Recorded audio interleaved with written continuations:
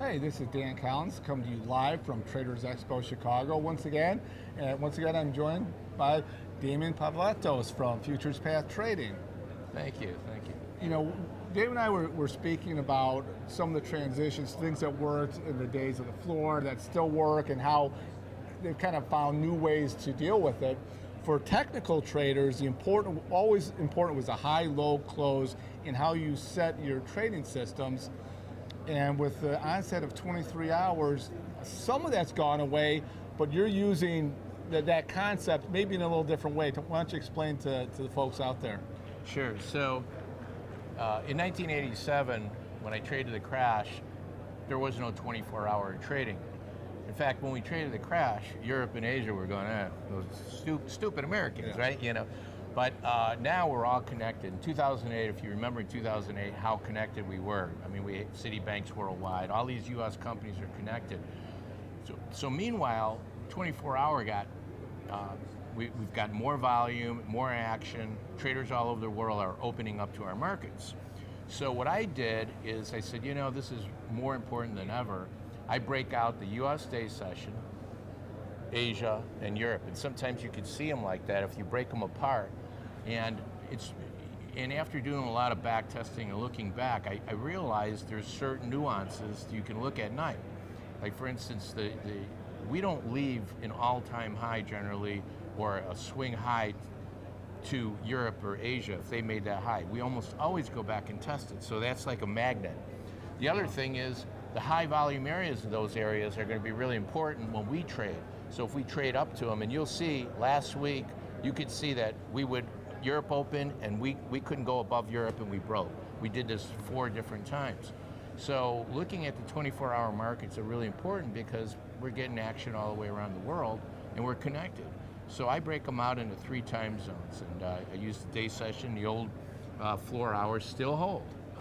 And then I use the Asia session, which is basically 5 o'clock to about, I go to 12:50 or 12:30 because Asia has so many time zones, you know, but you got to figure out where the sweet spot is. And then from 12:30 to 8:30 on the opening, I consider that Europe because Europe is a little bit more active. So I extend it, and it really has helped me. Yeah, and any old people like us whose history goes back to the floor will know that the most active periods of time is right on the open and right on the close. There are some funds that will only trade in those periods because they know they won't have any slippage.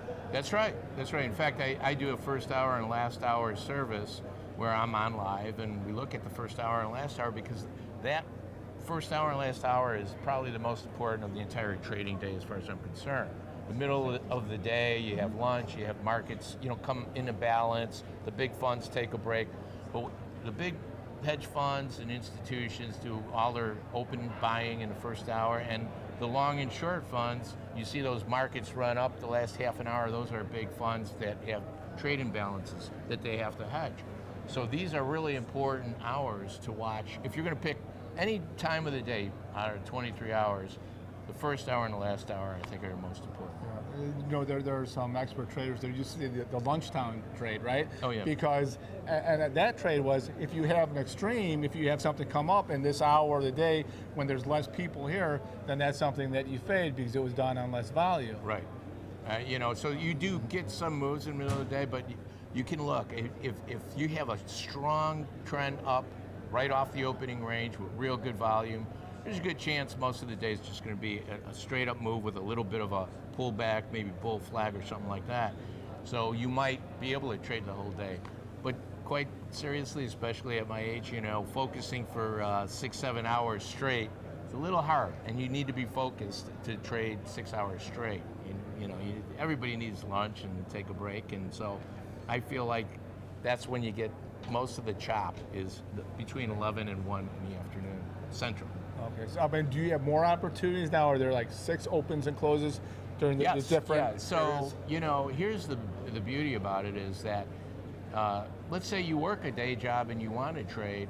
Actually, the first couple hours of Asia are pretty active if you're trading the E-minis, for instance, because they trade our products. You know, and then let's just say that I don't know, in the middle of the night, you have a job that you can look at the markets. Europe can be active. So you look at the opening and closes of these markets, same way you look at our opening and closes. You'll see these big volume bars on their first hour, just like us. Yeah, They're and no for most traders, unless you're trying to, fashion a specific trade based on an anomaly in the market, you want to be in the most active period of time. Yeah. That's where there's most safety and the most liquidity. Absolutely. I mean, low activity, you could get a lot of chop and fake outs. The trends cannot survive without big institutions, not the little guys. Like the little guys aren't going to drive the markets to new heights. For traders out there, how can they learn more about what you're doing at Futures Path Trading? So Dan, so you can contact me, for instance, Damon at fptrading.net. You can email me. You can go to our website. There's two products. There's the brokerage, www.futurepahtrading.com, or photontrader.com. That's our software.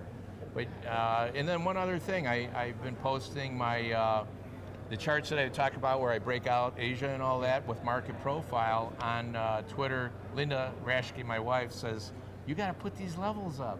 So I do it every morning, and you're welcome to go on Twitter and see what I look at once a day, every day, and it's free, of course. I'm not a big social media guy, but I did that. I was talked into doing it, so that's another way you can follow me.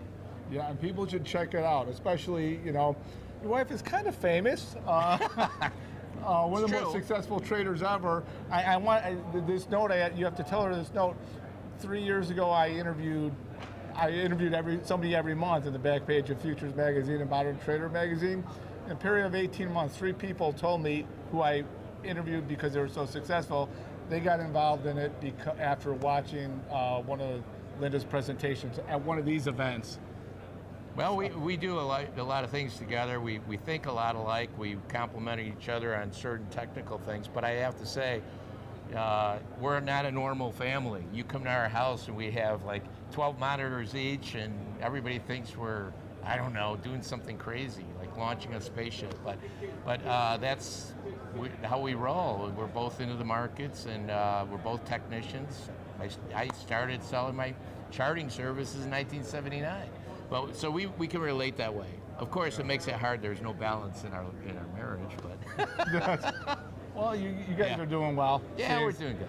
Thanks for joining us. Damon, great to have you. This has been Dan Collins with Damon Pavlatos, live from Traders Expo Chicago.